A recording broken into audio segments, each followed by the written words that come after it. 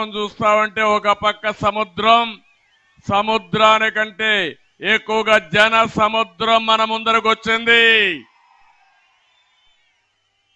మీ ఉత్సాహం, మీ కసి చూసి చెప్తున్నాను, త్వరలో మంచి రోజులు వస్తాయి. తెలుగుదేశం, జనసేన గెలుపును ఎవ్వరూ ఆపలేరు, ఎవరికి ఆసక్తి లేదు.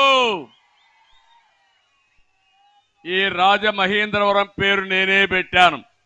రాజమండ్రిని రాజమహేంద్రవరం పేరు పెట్టింది కూడా నేనే పెట్టాను. ఈరోజు ఈ యొక్క నగరానికి, ఈ ప్రాంతానికి ఒక విశిష్టమైన చరిత్ర ఉంది. ఇక్కడి నుంచి నన్నయ్య గారైతే భారతాన్ని అనువదించాడు. వీరేశలింగం గారు ఇక్కడి నుంచి సంస్కరణలు ప్రారంభించారు. ఎవరైతే ప్రకాశం పంతులు ఇక్కడే మున్సిపల్ చైర్మన్ గా పనిచేసి బ్రిటిష్ వాడికి గుండె చూపించి నీకు చేతనైతే కాల్చమని చెప్పిన ధైర్యశీలి ప్రకాశం పంతులు. అలాంటి మీ దగ్గరికి నేను వచ్చా. ఈరోజు నేను కదిలిరా పిలిపించాను. మీకందరికి అనిపించచ్చు ఇది నా కోసరమో, పవన్ కళ్యాణ్ కోసరమో, తెలుగుదేశం కోసరమో, జనసేన కోసరం కాదు. ఈ రాష్ట్రాన్ని కాపాడుకోవాలి, భావితరాల భవిష్యత్తు కాపాడుకోవాలి. అందుకే నేను మిమ్మల్ని అందరిని అడుగుతున్నా, మేమందరం తప్పకుండా పోరాడతాం. విజయం మనదేని గట్టిగా చప్పట్లు కొట్టి హర్షాన్ని, ఆమోదాన్ని తెలియజేయండి.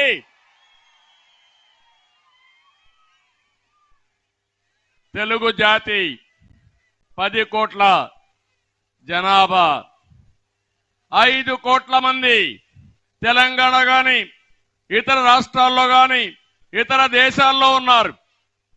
5 కోట్ల మంది మన రాష్ట్రంలో, ఆంధ్రప్రదేశ్ రాష్ట్రంలో ఉన్నారు. ఈ రోజు మీరు చూస్తే, ఆ రోజు నేను దూరదృష్టితో ఒక విజన్ ఇచ్చాను. హైదరాబాద్ ని అభివృద్ధి చేశాను. ఈ రోజు ప్రపంచ పటంలో పెట్టాం. ఈ రోజు మీరు చూస్తే తెలంగాణ రాష్ట్రం దేశంలోనే తలసరి ఆదాయంలో నెంబర్ 1 అంటే ఆ రోజు తెలుగుదేశం పార్టీ వేసిన ఫౌండేషన్ ని మీరందరూ అర్థం చేసుకోవాల్సిన అవసరం ఉంది. ఇంకో పక్కన మీ ఊర్లో మీరు చూడండి, 10 మంది, 20 మంది, కొన్ని గ్రామాల్లో 100 మంది వేరే రాష్ట్రాలకు వెళ్ళారు, వేరే దేశాలకు వెళ్ళారు. ఆ రోజు నేను ఒక ఆయుధం వాళ్ళకి ఇచ్చా. ఆ ఆయుధమే ఐటీ. అక్కడ వాళ్ళకంటే ఎక్కువ డబ్బులు సంపాదిస్తారు. అవునా కాదా అని మిమ్మల్ని అడుగుతున్నా. ఎవరికైనా అనుమానం ఉంటే, వైఎస్ఆర్ కాంగ్రెస్ పేటీఎం బ్యాచ్ కి అనుమానం ఉంటే నేను చెప్పక్కర్లా, మీ ఊరికి వెళ్ళి అడగండి, లేకుంటే నీ కొడుకుని అడగండి, నీ కూతుర్ని అడగండి. వాళ్ళు కూడా నా బెనిఫిషరీసే, నా వల్ల బాగుపడిన వాళ్ళు. అవునా కాదా అని మిమ్మల్ని అడుగుతున్నా. అలాంటి రాష్ట్రం ఏంటి ఈరోజు, ఏంటి ఇబ్బందులు? ఒక విషయం నేను మిమ్మల్ని అందరూ చెప్తున్నా. నిన్న ఒక్కరోజు నేను చూశాను, ఒక సైకో పరిపాలన ఈరోజు రాష్ట్రంలో జరుగుతా ఉంది. ఒక మానసిక రోగి ఈ రాష్ట్రాన్ని పరిపాలిస్తున్నాడు. మొన్ననే విశాఖపట్నంలో మీటింగ్ పెట్టుకున్నారు. పెట్టుకోండి, విమర్శించండి, మాకు బాధ లేదు. నా ఫోటోని, పవన్ కళ్యాణ్ ఫోటోని, వేరే వాళ్ళందరూ ఫోటోలు 2-3 పెట్టి, వాళ్ళు అక్కడ చూస్తే బాక్సింగ్ బ్యాగ్స్ పెట్టి దాంతో కొడుతూ, కాళ్లతో బూట్ కాళ్ళతో తంతూ ఇష్టానుసారంగా చేశారంటే ఇది నాగరిక ప్రపంచం అనుమతిస్తుందా అని మిమ్మల్ని అడుగుతున్నా. ఇది న్యాయమని మిమ్మల్ని అడుగుతున్నా. నేను అడుగుతున్నా, ఇక్కడ పోలీసులు ఉన్నారు. నేను ఆ పని డయాస్ పైన పెట్టి జగన్మోహన్ రెడ్డి ఫోటోకు చేస్తే మీరు అనుమతిస్తారా అని పోలీసులు అడుగుతున్నా. చెప్పండి అయ్యా, మీరు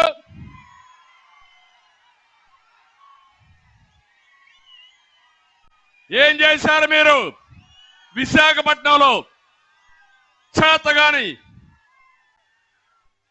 వ్యక్తులుగా మీరు చూస్తున్నారంటే మేము పడేది ఈ ప్రజల కోసం పడుతున్నాం కానీ ఈ సైకో కోసం కాదు. ఒక్క నిమిషం పని నాకు అది. ఎందుకు మీ విషయం చెప్తున్నానంటే రాజకీయాల్లోకి వచ్చాం కాబట్టి ప్రజల్ని కాపాడుకోవాలి, రాష్ట్రానికి న్యాయం జరగాలి, దుర్మార్గుడి చేతుల్లో నుంచి రాష్ట్రాన్ని కాపాడాలంటే ఇలాంటి పనికి మాలిన పనులు, పనికి మాలిన సంస్కృతి రాజకీయాలకు తెచ్చాయంటే ఏమనాల తమ్ముళ్ళు? అందరూ గట్టిగా చప్పట్లు కొట్టి నిరసన తెలియజేయండి. ఇది తప్పని చెప్పండి. అది అయిన తర్వాత ఇంకొక బాధేస్తుంది. నిన్ననే మాచర్ల దుర్గారావు అనే ఒక కార్యకర్త, మత్స్య కార్మికుడు, అతన్ని విపరీతంగా మీరు చూస్తే పోలీసులు తీసుకుపోయి హెరాస్మెంట్ మొదలుపెట్టారు, కొట్టడం మొదలుపెట్టారు, పార్టీ మారమన్నారు. ఎస్ఐ ఎన్ని చెప్పినా ఏం లేదు, రిపీట్ కొడతా ఉంటే ఏం చేయాలో దిక్కుది లేకుండా మళ్ళా పోతే కొడతారని భయంతో ఆత్మహత్య చేసుకుని చనిపోయాడు. మీరు అర్థం చేసుకున్నారా? మనం ఇలాంటి బలవంతపు మరణాలు ఎన్ని జరిగాయో లెక్కలేనన్ని మరణాలు జరిగాయి. ఒక ఉన్మాది పాలనలో, ఒక సైకో పాలనలో అందరం బాధితులమే. అవునా కాదా తమ్ముళ్ళు? మీరే చెప్పండి. అంటే నీ దగ్గర అధికారం ఉందని ప్రభుత్వంలో ప్రజాధనాన్ని ఉపయోగించుకొని తప్పుడు కేసులు పెట్టి వేధిస్తావా నువ్వు? రోజు వస్తుంది. నేను ఒకటే చెప్తున్నా, ఇలాంటి వాళ్ళు చాలా మంది చూసినా కాల గర్భంలో కలిసిపోయారు. అదే జరుగుతుంది రేపు. ఆ దుర్గారావు గారు మరణానికి కారణమైన ఈ వైసీపీ నాయకుల్ని ఏమనాలి? జగన్మోహన్ రెడ్డి ఒక పెద్ద సైకో అయితే అక్కడ ఒక చిన్న సైకో ఎమ్మెల్యే ఉన్నాడు. వీళ్ళందరూ కలిసి అరాచకాలు క్రియేట్ చేస్తున్నారు. నిన్ననే నేను చూశాను అనంతపూర్లో ఎంత దారుణం అంటే ఒక మహిళ వితంతు, ఒక అబ్బాయి ఉన్నాడు. ఆవిడికి పెన్షన్ రావాలంటే అది అడగనని పోతే నటరాజ్ అనే ఒక వ్యక్తి, వైఎస్ఆర్ కాంగ్రెస్ నాయకుడు, మంత్రి అనుచరుడు, తన కోరిక తీర్చమన్నాడు. ఆ అమ్మాయి చెప్పింది నేను అలాంటి దాన్ని కాదు, నన్ను వదిలిపెట్టంటే ఆ అమ్మాయిని వేధించి వేధించి కడకు నడి రోడ్లో ఆ అమ్మాయి పైన దాడి చేశారు. ఒక దుర్మార్గుడు, ఒక కీచకుడు, ఒక దుశ్శాసనుడు కోరిక తీర్చలేదని ఆ అమ్మాయిని నడి రోడ్లో కొట్టి విపరీతంగా బాధించి, ఎక్కడైతే పవిత్రంగా చూస్తామో లేడీస్ని అలాంటి మహిళ మీద కాళ్లతో తన్నాడంటే ఏంటి వీళ్ళందరూ? ఓసారి అనిపిస్తుంది ఆంబోతులు మారిగా తయారయ్యారు, ఊరి మీద పడ్డారు.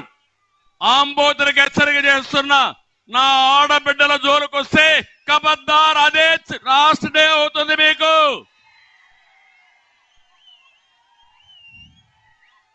సిగ్గుందా ముఖ్యమంత్రిని అడుగుతున్నా? నువ్వు సైకో అవునా కాదని అడుగుతున్నా. అంటే ఎక్కడికి పోతున్నాం ఈ రాష్ట్రంలో?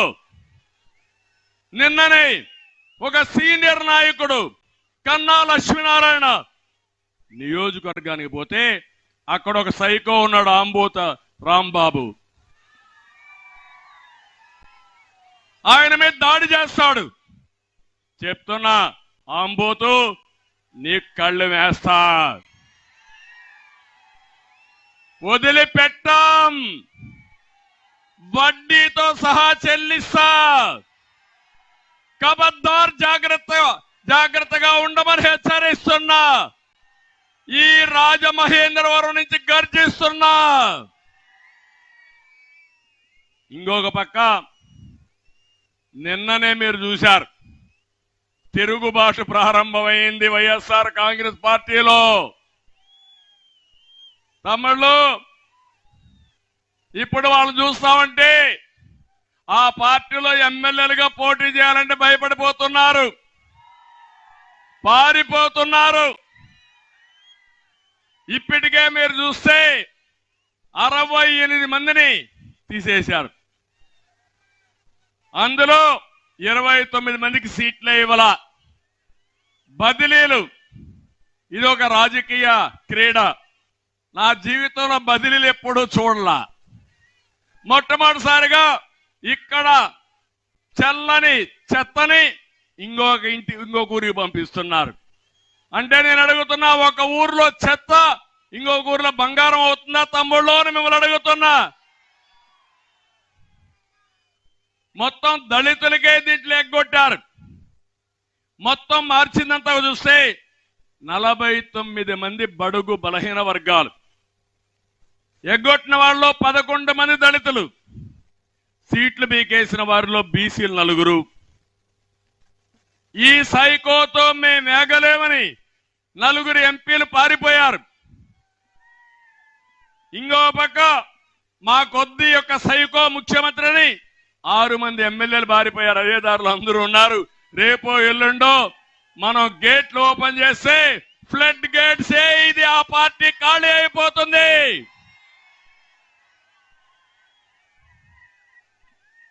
ఇంకో పక్కన ఒక 2 ఎమ్మెల్సీలు కూడా రాజీనామా చేసేశారు. నీతో మేము ఆగలేము, మాకొద్దని. మీరు ఒకసారి చూస్తే మొత్తం బదిలీ చేసిన వాళ్ళు మీరు చూడండి. తానేటి వనిత ఎస్సీ, చెల్లబోయిన వేణుగోపాలు చెల్లని వేణుగోపాలు బీసీ, జోగి రమేష్, విడతల రజని, ఆదిమూలం సురేష్, మేరుగ నాగార్జున, గుమ్మనూరు జయరాం, ఉషశ్రీ చరణ్, నారాయణ స్వామి, గుడివాడ అమర్నాథ్. 10 మంది మంత్రులు అవుట్ అయిపోయారు. అప్పుడే ఓడిపోయారు. Game is over. అవునా కాదా తమ్ముళ్ళు అని మిమ్మల్ని అడుగుతున్నా. గెలుపు మంది అవునా కాదా అని మిమ్మల్ని అడుగుతున్నా. ఎప్పుడైతే తెలుగుదేశం జనసేన పొత్తనంగానే ప్యాంట్లు తడిచిపోయినాయి, డైఫర్లు వేసుకొని తిరుగుతున్నారు ఇప్పుడు వీళ్ళు. రేపో ఎల్లుండో మీరు మీ పార్టీ వెంటిలేటర్ పైకి పోతారు భయపడిపోయి. ఆ రోజు ఎక్కువ రోజుల్లో లేదు. అవునా కాదా అని మిమ్మల్ని అడుగుతున్నా. తమ్ముళ్ళు, నిన్న ఒక ఎమ్మెల్యే అడిగాడు, ఈ ముఖ్యమంత్రిని సమాధానం చెప్పమంటున్నా. ఒక ఆయన సత్యవేడులో ఆదిమూలం ఒక ఎమ్మెల్యే, ఆయనకి ఏం చేశారంటే సీట్ ఇవ్వకుండా ఎంపీగా ఇచ్చారు. అతను నీతుండేవాడు కాబట్టి ఒక మాట అన్నాడు, నన్ను ఎంపీగా పంపించారు, దేనికి పంపించారో చెప్పమన్నాడు. కాదు, నీ మీద బాగాలేదు, అందువల్ల నిన్ను ఎంపీగా పంపిస్తామన్నారు. అంటే నా మీద బాగాలేదని ఎవరు చెప్పారు మీకు అన్నాడు. పక్కనే ఇక్కడే ఉన్నాడు పెద్ద పోటుగాడు, వస్తా ఉంటాడు ఒక ఆయన, మిథున్ రెడ్డి అని మీ దగ్గరికి.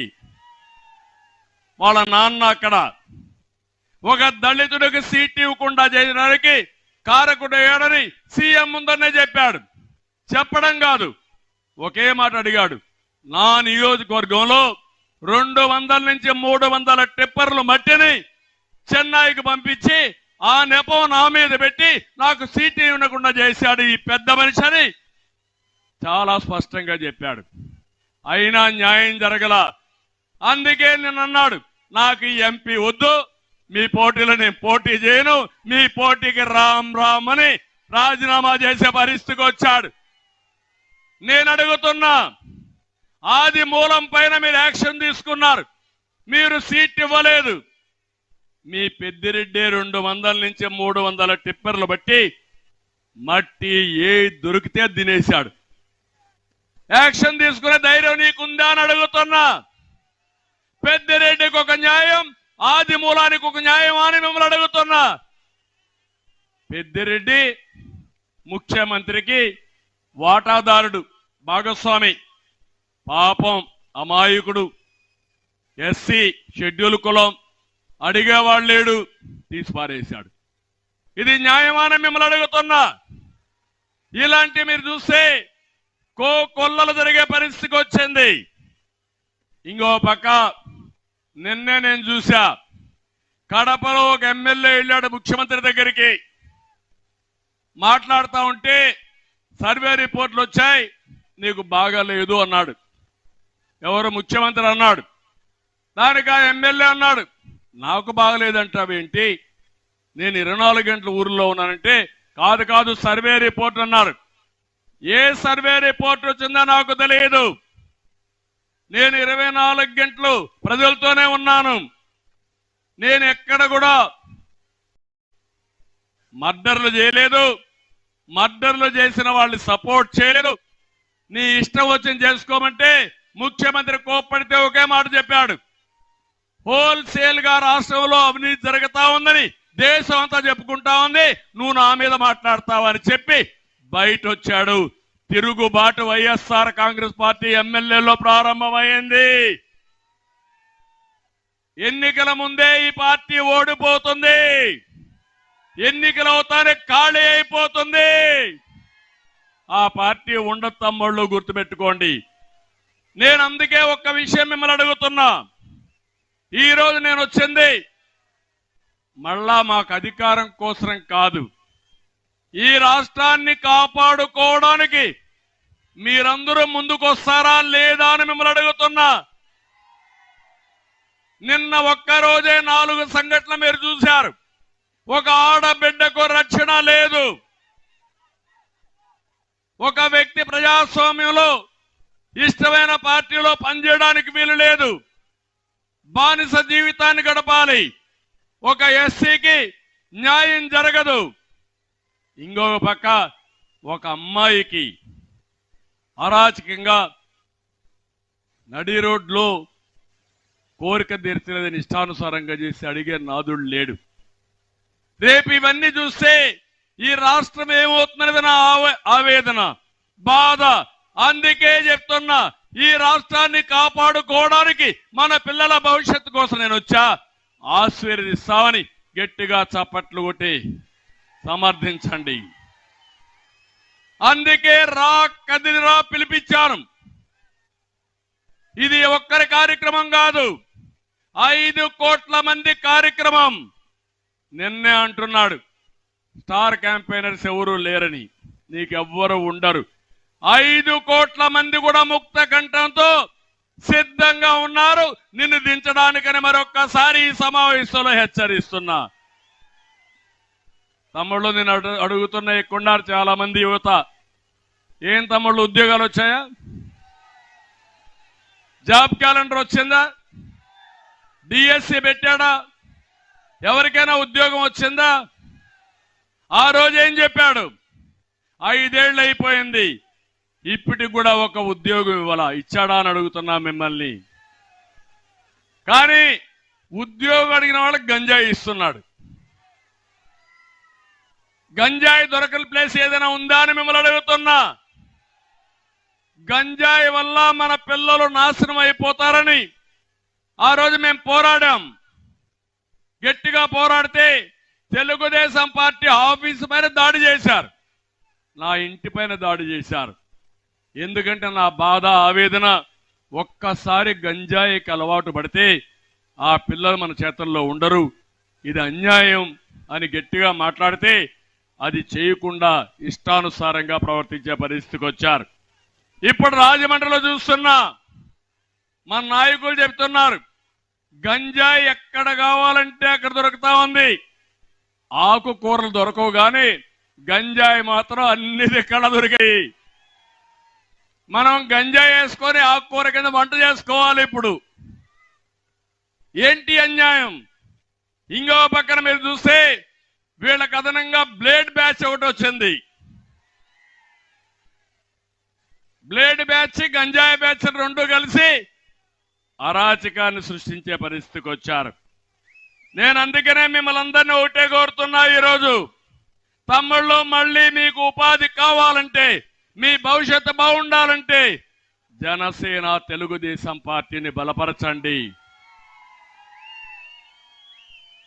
ప్రతి సంవత్సరం 4 లక్షల ఉద్యోగాలు 5 ఏళ్లలో 20 లక్షల ఉద్యోగాలు ఇప్పించే బాధ్యత నాదని మీ అందరికి హామీ ఇస్తున్నాం, మాదని మీ అందరికి హామీ ఇస్తున్నాం. ఇదే కాదు, ఉద్యోగం వచ్చే వరకు 3,000 రూపాయలు నిరుద్యోగ భృతి ఇస్తాం. వర్క్ ఫ్రం హోమ్, ఎక్కడికి పోవక్కర్లా, మీ ఇంట్లో మీరు కూర్చొని పనిచేసే విధానానికి శ్రీకారం చుడతాం.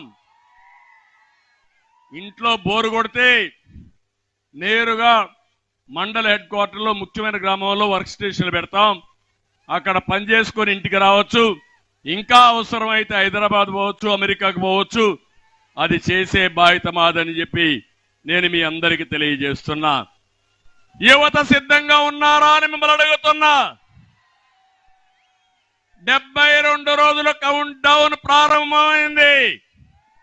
సైకిల్ ఎక్కండి, గ్లాసు పట్టుకోండి, తెలుగుదేశం జనసేన జెండాలు పట్టుకోండి, ఇంటింటికి వెళ్ళండి, ప్రజల్ని మెప్పించండి, వాస్తవాలు చెప్పండి.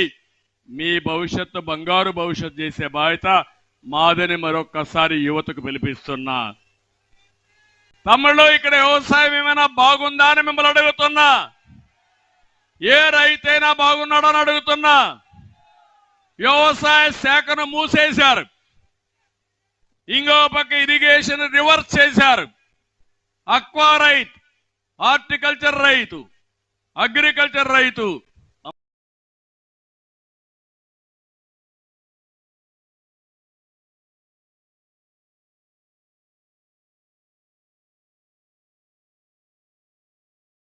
తెలుగుదేశం జనసేన జెండాలు పట్టుకోండి, ఇంటింటికి వెళ్ళండి, ప్రజల్ని మెప్పించండి, వాస్తవాలు చెప్పండి. మీ ప్యాడీ పండించాలి, వరిధాన్యం పండిస్తాం, కానీ తినే అలవాట్లు మారుతున్నాయి. దీనికి అనుగుణంగా మన పంటలు మార్చుకోవాలని ఆ రోజు నేను ఆలోచించాను. అందుకే మీరు ఈరోజు చూస్తే పామాయిల్ రాష్ట్రంలో ప్రవేశపెట్టింది మన నాయకుడు ఎన్టీ రామారావు గారు అనే విషయం మీరు గుర్తుపెట్టుకోవాలి. వాణిజ్య పంటలకు ఎక్కువ ప్రాధాన్యత ఇచ్చాం. ఒక పక్క అక్వా పెద్ద ఎత్తున సాగు చేశాం. రాయలసీమలో పండ్ల తోటలకు ప్రాధాన్యత ఇచ్చాం. ఈ దుర్మార్గుడు వచ్చి మొత్తం ముంచేసే పరిస్థితికి వచ్చాడు. వరి ధాన్యం కొనే నాదుడు లేడు. వర్షాలు పడతా ఉంటే గోతాలు ఇవ్వలేరు, సంచులు ఇవ్వలేరు, కానీ ఇష్టానుసారంగా మన మీద దాడులు చేసే పరిస్థితికి వచ్చారు. ఎక్కడ కూడా సబ్సిడీ రావడం లేదు, గిట్టుబాటు ధర లేదు. ఇలాంటి చూస్తే దేశంలోనే ఎక్కువ అప్పుండే రైతాంగం మన రాష్ట్రంలో ఉన్నారు. దేశంలో ఆత్మహత్యలు ఎక్కువ చేసుకున్న రాష్ట్రంలో మన రాష్ట్రం ఉంది. నేను ఒకటే హామీ ఇస్తున్నా మీ అందరికీ, మళ్ళీ మంచి రోజులు వస్తాయి. రైతు రాజ్యం వస్తుంది. రైతుకు న్యాయం చేసే బాధ్యత మాదని మరొక్కసారి రైతులందరికీ హామీ ఇస్తున్నా. దుర్మార్గుడు ఎంత ఇదంటే పక్కనే పోలవరం ఈ రాష్ట్రానికి ఒక వరం. 72% పూర్తి చేశా. అలాంటి దాన్ని ఎత్తకపోయి గోదావరిలో కలిపేశాడు. డయాఫామ్ వాల్ పోయింది, కాఫర్ డ్యాములు పోయినాయి, గైక్ బండి పోయింది. ఎప్పుడవుతుందో తెలియదు. అగమ్య గోచరం. అదే తెలుగుదేశం పార్టీ అధికారం ఉండుంటే 2019లో సంవత్సరంలో అయ్యే పనిని సర్వనాశనం చేశాడు. ఇది చాలా బాధాకరం. ఇంకో పక్క రైతులందరికీ, ఇక్కడే ప్రజలకు కూడా చెప్తున్నా, ఏం తమ్ముళ్ళు కరెంటు ఛార్జీలు పెరిగాయా లేదా అని మిమ్మల్ని అడుగుతున్నా. పెరుగుతూనే ఉన్నాయా లేదని మిమ్మల్ని అడుగుతున్నా. ఎన్నికల ముందు ఏం చెప్పాడు? కరెంటు ఛార్జీలు పెరగవని చెప్పాడా లేదని మిమ్మల్ని అడుగుతున్నా. 9 సార్లు పెంచారు. 56,000 కోట్ల రూపాయలు పెంచారు. 5 ఏళ్లు ఒక్క పైసా పెంచకుండా నాణ్యమైన కరెంట్ ఇచ్చిన పార్టీ తెలుగుదేశం పార్టీ. సంస్కరణలకు నాంది పలికిన పార్టీ తెలుగుదేశం పార్టీ. మళ్ళీ హామీ ఇస్తున్నా, మళ్ళీ మీ అందరికీ కరెంటు ఛార్జీలు పెంచకుండా నాణ్యమైన కరెంట్ ఇచ్చే బాధ్యత జనసేన తెలుగుదేశం పార్టీ తీసుకుంటామని చెప్పి కూడా నేను మీకు తెలియజేస్తున్నా. ఇప్పుడు మీరు ఒకసారి చూస్తే సోలార్ విండ్ వచ్చింది. దీనివల్ల ఖర్చు తగ్గాలి. పొల్యూషన్ పూర్తిగా తగ్గుతుంది. వాహనాలు కూడా ఎలక్ట్రిసిటీతో వాహనాలన్నీ వచ్చే పరిస్థితికి వచ్చాయి. ఇలాంటి మంచి రోజుల్లో వినూత్నంగా ముందుకు పోవాల్సిన ప్రభుత్వం అవినీతికి పాల్పడి కరెంటు ఛార్జీలు పెంచి మీ నెత్తిన భారవేసే పరిస్థితికి వచ్చారు. నేను అందుకనే మీ అందరికి హామీ ఇస్తున్నా, మళ్ళీ సోలార్ విండ్ ఎనర్జీ ఉత్పత్తి చేస్తాం. మీ పొలంలోనే మీరు కరెంట్ ఉత్పత్తి చేసుకుని మీకు ఎంత కావాలో కరెంటు ఉపయోగించుకుని మీకు మిగులుంటే డిపార్ట్మెంట్కి ఇచ్చి తద్వారా మీ ఆదాయం పెంచే మార్గం కూడా నేను చూస్తున్నాను. అది కూడా చేస్తామని చెప్పి కూడా నేను మీకు తెలియజేస్తున్నా. ఇంకో పక్కన అడుగుతున్నా ఈ కుండ వాళ్ళందరినీ, బాధుడే బాధుడు, మామూలు బాధుడు కాదు, పన్నులు బాధుడితో పేదల రక్తం దాగే మాయగాడి జగన్. అన్నా క్యాంటీన్ కట్ చేశాడు, పండుగ కానుకలు కట్ చేశాడు, పెళ్లి కానుక కట్ చేశాడు, చంద్రన్న బీమా కట్ చేశాడు, బెస్ట్ అవైలబుల్ స్కూల్స్ కట్ చేశాడు, ఫీజు రీఎంబర్స్మెంట్ కట్ చేశాడు, రైతు సబ్సిడీలు కట్ చేశాడు. 1-2 కాదు, 100 కార్యక్రమాలు నేను ఇచ్చేటన్ని కట్ చేసి ఈరోజు ఏకంగా మీరు చూస్తే పేదవాళ్ల ద్రోహిగా మిగిలిపోయే పరిస్థితికి వచ్చాడు. ఇప్పుడు మాట్లాడుతున్నాడు నవరత్నాలని. జగన్ అవునా కాదా అంటే బ్రాండ్ మాత్రం జగన్ బ్రాండ్లన్నీ వచ్చే బూమ్ బూమ్ అంట, ప్రెసిడెంట్ మెడల్ అంట, స్పెషల్ స్టేటస్ అంట. నాకే అర్థం కాల ఈయన ఇంత ఇన్నోవేషన్ ఎట్లా వచ్చిందో. సావు తెలివి, ఇలాంటి అడ్డదారిలో మాత్రం బ్రహ్మాండమైన తెలివైన వాడు. ఇంకో పక్క మీరు చూస్తే పన్నులు పెంచారు, పెట్రోల్ ధరలు పెంచారు, ఆర్టీసీ రేట్లు పెంచారు, నిత్యావసర వస్తువుల ధరలు ఆకాశాన్ని అంటున్నాయి. అవునా లేదా అమ్మా? బియ్యం పెరిగింది, పప్పు పెరిగింది, కూరగాయలు పెరిగాయి, చక్కెర పెరిగింది. పెరిగింది ఏమైనా ఉందమ్మా? చింతపండు పెరిగిపోయింది. నేను ఒకటి హామీ ఇస్తున్నా, మళ్ళా తెలుగుదేశం పార్టీ వస్తానే జనసేన తెలుగుదేశం పార్టీ ధరలు తగ్గించే బాధ్యత మాదని మీ అందరికీ హామీ ఇస్తున్నా. ఈ దుర్మార్గుడిచ్చే 10 రూపాయలు ఇచ్చి 100 రూపాయలు దోచుకున్న విధానం 5 సంవత్సరాల్లో కనీసం 6 నుంచి 7 లక్షల రూపాయలు ఒక కుటుంబం నష్టపోయారు. మీకే అప్పున్నాడు, ఆయన ఇచ్చింది ఏమీ లేదు, మీ దగ్గర వసూలు చేసుకునేది ఎక్కువగా ఉందని చెప్పి కూడా మీకు తెలియజేస్తున్నా. కడాన చెత్త పైన కూడా పన్నేశాడు, కడాన 12 లక్షల కోట్ల రూపాయలు అప్పు తెచ్చాడు. ఆ అప్పు ఎవరు కడతారు? మీరు కడతారా, ఆయన కడతాడా? ఏమమ్మా, అంతే కదా? అంటే బాగా చదువుకున్న వాళ్ళు వెళ్ళిపోతారు ఇక్కడి నుంచి, చదువుకోని వాళ్ళు అందరూ ఇక్కడ ఉంటారు, మీరు బానిసల మరి కష్టపడతానే ఉంటారు పన్నులు కట్టడానికి. ఇది ఈయన విధానం. అందుకే ఇంకో పక్క సామాజిక న్యాయం అంటున్నాడు. ఎక్కడుంది సామాజిక న్యాయం అని అడుగుతున్నా. ఈరోజు మీరు చూడండి, ఇది సామాజిక న్యాయం కాదు, సామూహిక ద్రోహం. ఇంకో పక్క సామూహిక హత్యలు. ఏంటి అన్ని? ఒక పేదవాళ్ళ ద్రోహి ఈ జగన్మోహన్ రెడ్డి అని చెప్పి కూడా నేను మీకు తెలియజేస్తున్నా. దళితులకు ఇచ్చే కార్యక్రమాలు 27 సంక్షేమ కార్యక్రమాలు రద్దు చేశారు. ఇది సామాజిక న్యాయం అని అడుగుతున్నా. సప్లాన్ని ఎస్సీలకు ఎస్టీలకు రద్దు చేశాడు. ఇది సామాజిక న్యాయం అని అడుగుతున్నా.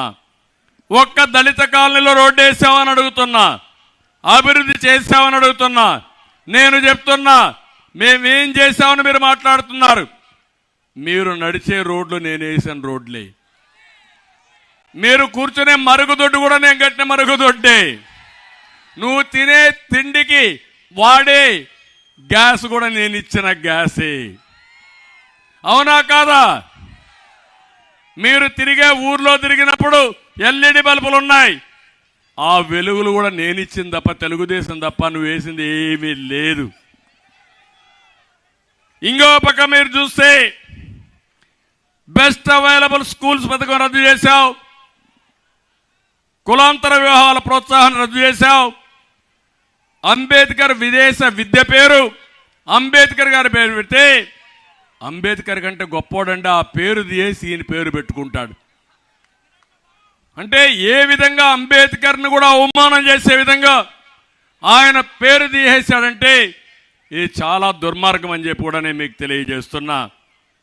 ఇవన్నీ కూడా ఇది ఒక పెత్తందారితనం. చెప్పేదంతా నీతులు చెప్తాడు, చేసే పనులు మాత్రం సైకో పనులు చేస్తానే ఉంటాడు. దళితులు ఎవరు కూడా నోరెత్తకూడదు, ప్రశ్నించకూడదు, ఆయన ముందర ఎవరు కూడా నిలబడకూడదు. ఎవరైనా దళిత స్వరం వినిపిస్తే వారు గొంతు నొక్కేస్తాడు, లేకపోతే చంపేస్తాడు. 4.5 ఏళ్లలో 6,000 దాడులు చేశారు. 188 మందిని పట్టున పెట్టుకున్నారు. మాస్క్ అడిగినటువంటి సుధాకర్ని పిచ్చోడిని చేసి చాలా దారుణంగా చంపేశారు. కోడి కత్తి శ్రీనివాస్ ఇక్కడే ఉన్నాడు, పాపం 5 ఏళ్ల నుంచి జైల్లో ఉన్నాడు. బాబాయిని చంపినటువంటి అవినాష్ రెడ్డి మాత్రం రోడ్డు మీద తిరుగుతున్నాడు. కోడి కత్తి శ్రీనివాస్ మాత్రం జైల్లో ఉండే పరిస్థితి వచ్చాడు. ఇది సామాజిక న్యాయం. ఇక్కడే సీతానగరంలో ఇసుక దోపిడీ ప్రశ్నించిన వరప్రసాద్కి గుండు గీయించారు. నాకు తెలుసు, అప్పుడు కూడా చాలా బాధపడ్డాం. ఊరికొక దళితుడిని బలి చేశారు. దళితులకు అన్యాయం చేసిన వ్యక్తి ఇక్కడే మీరు చూశారు. సుబ్రహ్మణ్యం కార్ డ్రైవర్ని చంపేసి డోర్ డెలివరీ చేసి డోర్ డెలివరీ చేసిన వ్యక్తిని పక్కన పెట్టుకొని ముఖ్యమంత్రి ఊరేగుతున్నాడంటే ఇదే సామాజిక న్యాయం అని అడుగుతున్నా. ఇలాంటివన్నీ జరిగే పరిస్థితి వచ్చింది. ఇంకో పక్క నేను ఒకటే మీ అందరికీ కోరుతున్నా, బీసీలు తెలుగుదేశం పార్టీకి వెన్నెముక, బీసీలకు రుణపడున్నాం.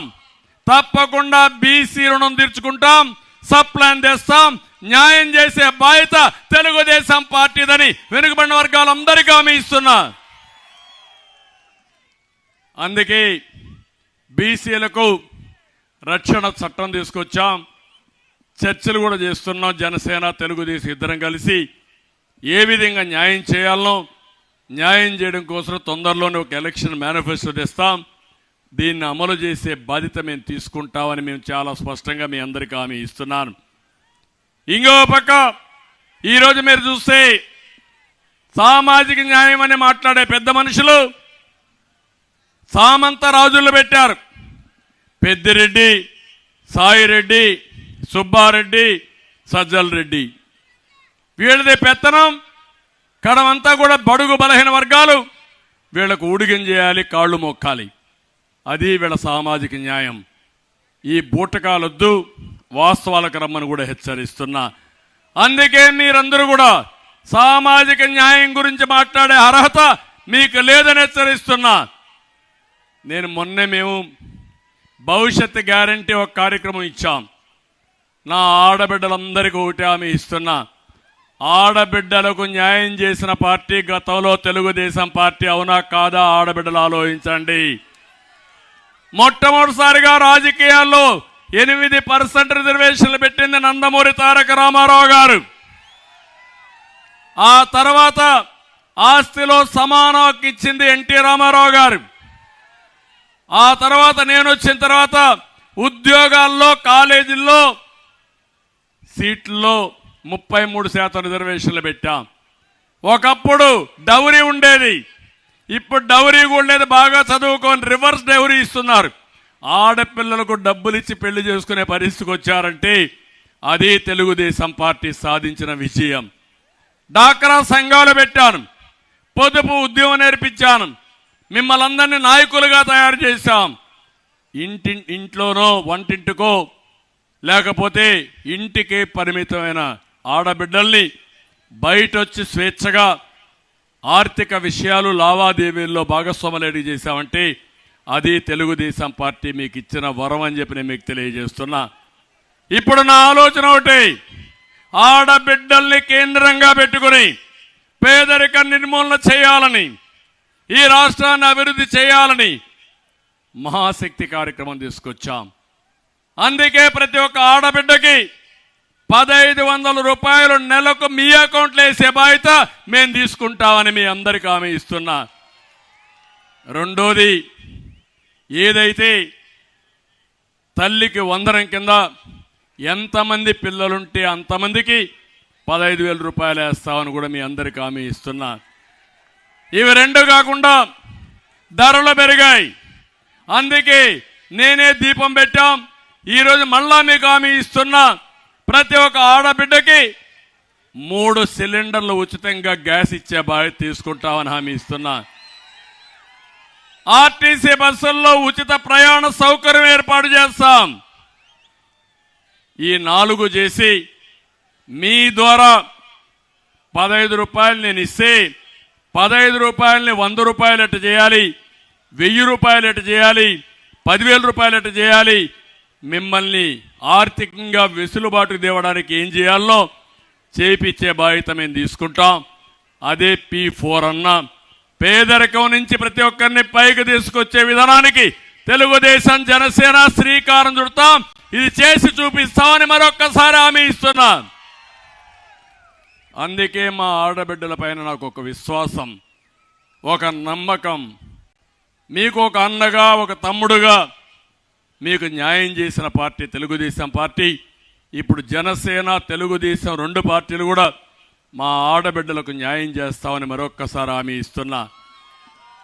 ఇలాంటి కార్యక్రమాలు చేసినప్పుడు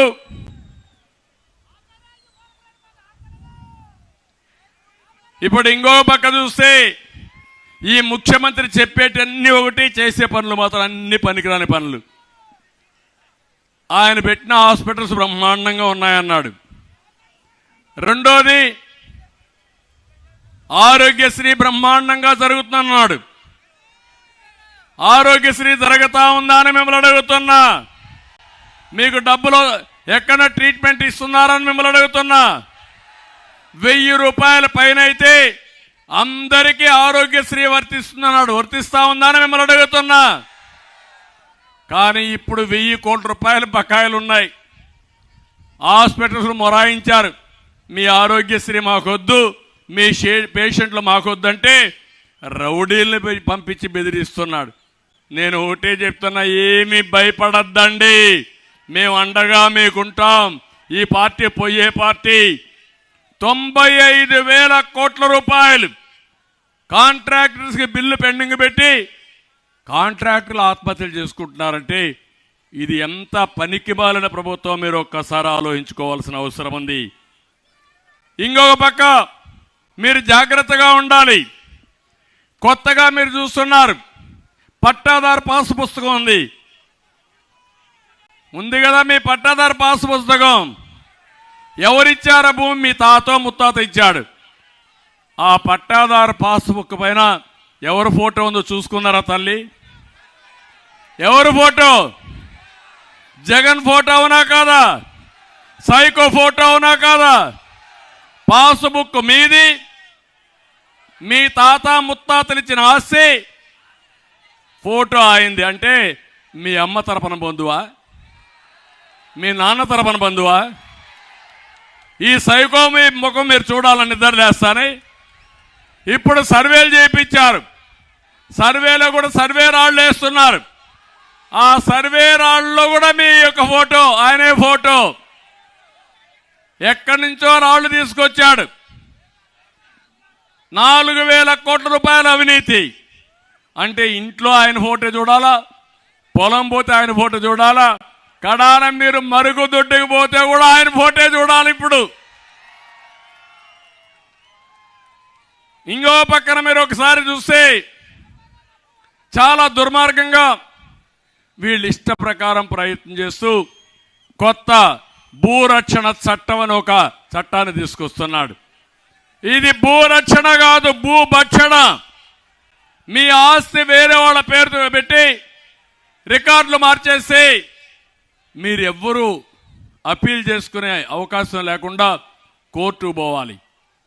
ఈ భూరక్షణ చట్టం ఒక బోగస్, ఇది ఒక ఫేక్. ఇది ఈ ఫేక్ ముఖ్యమంత్రి పేదవాళ్ళని బాధ పెట్టడానికి, మీ సొంత ఆస్తులు లాగేయడానికి చేస్తున్నాడు. తెలుగుదేశం వస్తాని ఈ చట్టాన్ని రద్దు చేస్తానని మరొక్కసారి మీ అందరికీ హామీ ఇస్తున్నా. ఇంటింటికి చెప్పండి, ఒకసారి స్టడీ చేయండి. ఇప్పటికే మన భూములు కొట్టేస్తున్నాడు, మన ఆస్తులు కొట్టేస్తున్నాడు.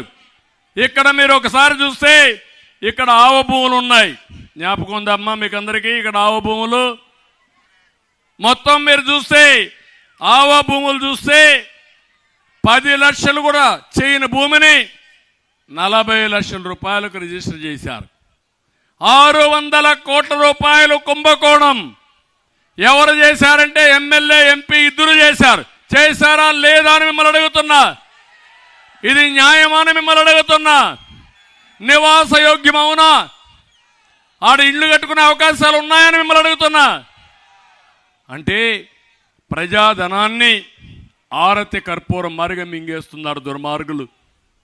ఇవన్నీ ఎంక్వైరీలు జరుగుతాయి, వీళ్ళు అంతు తేలుస్తామని కూడా నేను మీకు తెలియజేస్తున్నా. ఇంకో పక్కన టిట్కో ఇండ్లు 6200 ఇండ్లు కట్టాం.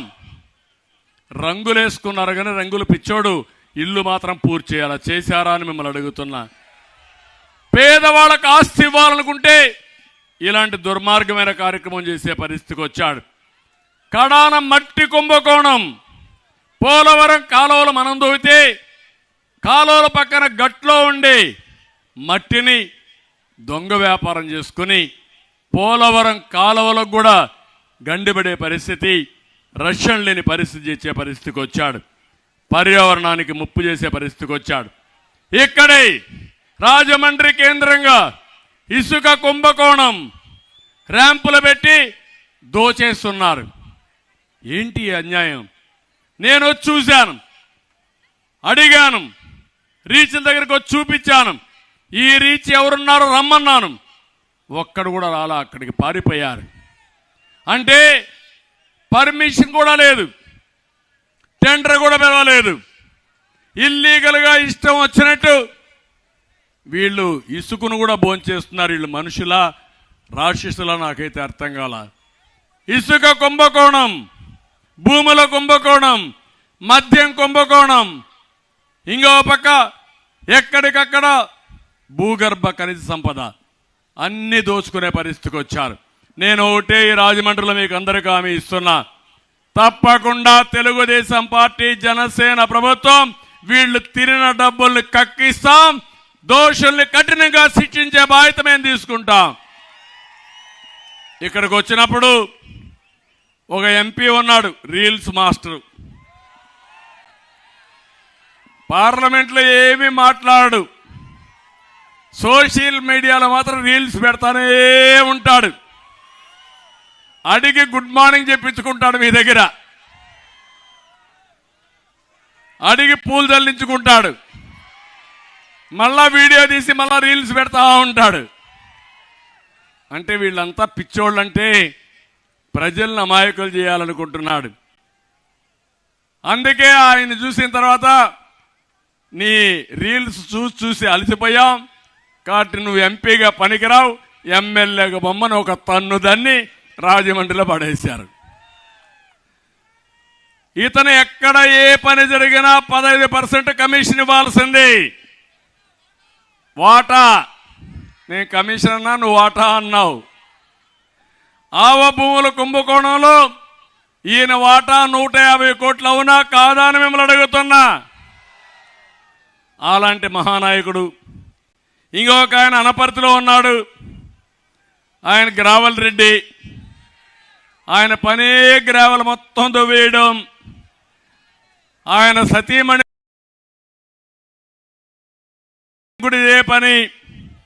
ఎమ్మెల్యే అనుచరులు కాపవరం, దొంతమూరులో అక్రమ తవ్వకాల్లో కోట్లు సంపాదించారు. తోడల్లుడు రైస్ మిల్లర్స్ అసోసియేషన్ ప్రెసిడెంట్, అందులో ఒక 30 కోట్లు కొట్టేశాడు. అక్కడుండే మన ఇన్ఛార్జ్ అయితే కొట్లాడుతూనే ఉన్నాడు, గ్రావెల్ మాత్రం ఆపలేకపోయాడు. కేసులు మాత్రం ఉన్నాయి, కోర్టు చుట్టూ తిరిగే పరిస్థితికి వచ్చాడు. ఇది న్యాయం ఈ రాష్ట్రంలో, ఈ జిల్లాలో. ఇంకో పక్క రాజానగరం జక్కంపూడి రాజా బ్లేడ్ బ్యాచ్ లీడరు, ఎక్కడ బ్లేడ్ బ్యాచ్ ఉన్నా ఆయన ఉంటాడు అక్కడ. ఆయన పెద్ద నాయకుడు. పేదల ఇళ్ల స్థలాల్లో 5 లక్షల భూమి 45 లక్షల రూపాయలు రిజిస్టర్ చేస్తాడు. 5 లక్షలకు కొంటాడు, 45 లక్షలకు అమ్మతాడు. గొప్ప నాయకుడు. నామవారం, కొత్త తుంగపాడు, మునగాళ్ళ కొండలు కూడా కరిగిపోతున్నాయి. మహాగణుడు. ఆయన ఏమీ చేయలేడు. ఆయన భోజనమే ఇసుక, లేకుంటే గ్రావెలు. ఇలాంటి నాయకులు ఇక్కడ ఉన్నారు. నిడదవల్లో ఒక ఆయన ఉన్నాడు, శ్రీనివాసులు నాయుడు. రియల్ ఎస్టేట్ వ్యాపారం, వసూళ్లన్నీ ఆయనవే. బకాసుల మాదిరిగా మట్టి ఇసుక మొత్తం పోంచేస్తున్నాడు. ఆయన ఒక పెద్ద నాయకుడు. పక్కనే కొవ్వూరులో ఒక మంత్రి ఉంది. పాపం ఇప్పుడు ఆ మంత్రిని కొవ్వూరు నుంచి ఒక పుష్ ఇచ్చి గోపాలపురానికి తరివేశారు. ఆవిడ పంగిడి కుమారదేవంలో ఇసుక, మట్టి, ఎర్రమట్టి అంతా ఆవిడ మొనోపలి. ప్రతి 100 మీటర్లకు ఇష్టారాజ్యంగా ఇసుక ర్యాంపులు పెట్టింది. బ్రహ్మాండమైన వ్యాపారం. గోదావరి మాత్రం ఎప్పుడు దిగిపోతుందో తెలియదు, కానీ వాళ్ళు మాత్రం బాగుపడే పరిస్థితికి వచ్చారు. అక్కడ ఒక దళిత నాయకుడు, ఒక యువకుడు మహేంద్ర ఆత్మహత్య చేసుకునే పరిస్థితి తీసుకొచ్చారు. వాళ్ళంతా ఆందోళన చేశారు. ఈవిడికి ఇప్పుడు సీటు పోయింది. గోపాలపురం తరివేశారు. గోపాలపురంలో ఒక నాయకుడు ఉన్నాడు, ఆయన తలారి వెంకట్రావు. గ్రూప్ తగాదాల్లో సొంత పార్టీ కార్యకర్తలనే బలి తీసుకున్నాడు. గ్రామస్తులు కూడా తిరుగుబాటు చేశారు. ఆయన చూస్తే ఇప్పుడు ఆయన సీటు కూడా పోయి ఇప్పుడు నేరుగా ఆయన కొవ్వూరుకి, ఈవిడ గోపాలపురానికి స్వాపింగ్ పెట్టారు. ఇక్కడ చెత్త అక్కడ బంగారం, అక్కడ చెత్త ఇక్కడ బంగారం. మీరు నమ్మాలి కదా. అదే కణికట్టు అంటారు. ఒకప్పుడు నేను చూసేవాడిని చిన్నప్పుడు. ఊర్లోకి వచ్చేవాడు, ఇప్పుడే చూస్తా ఉండంటాడు. గుడ్డు పొదిగిందంటాడు, పిల్ల వచ్చిందంటాడు, అదిగో ఎగిరిపోతాను చూడమంటాడు, నువ్వు కాదంటే చూడు అంటాడు. అదే కణికట్టు, అదే జరుగుతా ఉంది. జగన్మోహన్ రెడ్డి చేసే కణికట్టుని మనం ఆమోదించాలా. నేను చెప్పా జగన్మాయ, మా తమ్ముడు చెప్తాడు జగన్మాయ అంటే వీళ్ళు ఏ విధంగా తయారయ్యారో ఆలోచించమని కోరుకుంటూ నేను ఒకటే మీకు చెప్తున్నా, ఈ గోదావరి తీరాన మనం ఉన్నాం. నేనే గోదావరి పుష్కరాలు పెట్టి ఈ రాజమండ్రిని బ్రహ్మాండమైన టూరిజం హబ్గా తయారు చేయాలనుకున్నాం. దానికి కట్టుబడి ఉన్నాం. తప్పకుండా మళ్ళీ చేస్తామని చెప్పి నేను మీకు హామీ ఇస్తున్నా. ధాన్యం రైతులు ఇక్కట్లు తొలగిస్తాం, అక్వా రైతులను ఆదుకుంటాం. రోడ్లన్నీ అధ్వానంగా అయిపోయినాయి. రోడ్డు మీదనే డెలివరీ అయ్యే పరిస్థితి వస్తూ ఉంది. నేను ఆ రోడ్లన్నీ బాగు చేసే బాధ్యత మేము తీసుకుంటాం. మళ్ళీ ఉచిత ఇసుక విధానం తీసుకొస్తాం. అందరికీ ఉపాధి ఇస్తాం. పంట కాలువల్ని ఆధునీకరణ చేస్తాం. అందుకే నేను అడుగుతున్నా, ఈరోజు యొక్క కలియుగ భస్మాసుడు ఉన్నాడు. మీరందరూ ఆ రోజు మీ నెత్తిన చేయబెడితే, బుగ్గలు చేయబెట్టి ఇది చేస్తే మీరందరూ ఐసైపి ఓట్లు వేసేశారు, వరమిచ్చారు. బోలా శంకరుడు మారిగా ఓట్లన్నీ మీరేసి వరమిచ్చి ఈరోజు కలియుగ భస్మాసురుని తయారు చేశారు. 5 ఏళ్లు ఈ భస్మాసురుడు ఎవరి తలపైన చేయబెడితే వాళ్ళు భస్మం అయిపోయే పరిస్థితికి వచ్చారు. నేను కూడా బాధితుండే, అవునా కాదా అని మిమ్మల్ని అడుగుతున్నా. పవన్ కళ్యాణ్ కూడా బాధితుడే. వేదిక పైన అందరం బాధితులమే. వేదిక పైనుండే మీరు బాధితులే. రాష్ట్రంలో 5 కోట్ల మంది బాధితులమే. 5 ఏళ్లు మనకు దారి దొరకలా. నిన్ననే మీరు చూస్తే మా జయదేవ లాంటి వ్యక్తి, బ్రహ్మాండంగా పోరాడిన వ్యక్తి, నాకు రాజకీయాలు వద్దు, కొంత సమయం విరామం కావాలని విశ్రాంతి తీసుకొచ్చే పరిస్థితి వచ్చాడంటే ఈ సైకో దెబ్బకి అందరూ పారిపోతున్నారు. అందుకే అడుగుతున్నా మళ్ళీ మిమ్మల్ని అందరినీ, ఈ రాష్ట్రాన్ని కాపాడుకుందామా లేదా అని మిమ్మల్ని అడుగుతున్నా. బానిస జీవితాలు కావాలన్నా, ప్రజాస్వామ్యం కావాలన్నా మీ పిల్లల భవిష్యత్తు బాగుండాలనా లేదా?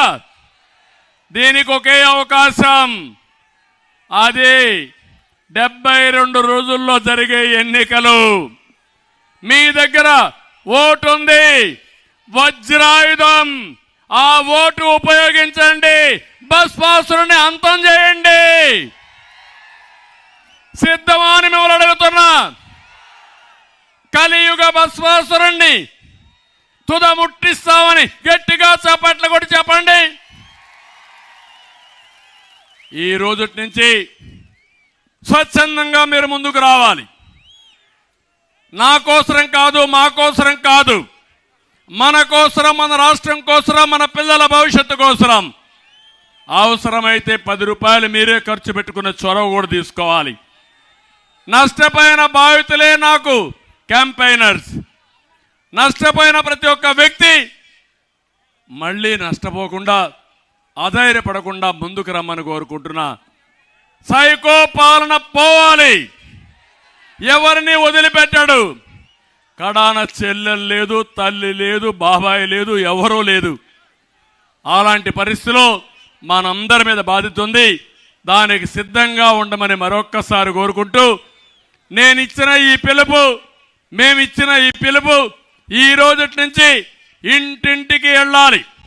ప్రతి ఒక్క గుమ్మం తొక్కాలి, ప్రతి ఒక్క గుండె చప్పుడు చేయాలి. చేసి ప్రతి ఒక్కరిలో చైతన్యం తీసుకొచ్చి ఒక్క సీటు కూడా గెలవకుండా వైసీపీని చిత్తుగా ఓడించి భూస్థాపితం చేస్తామని మీరు ప్రతిన చేయాలి. అది చేయండి.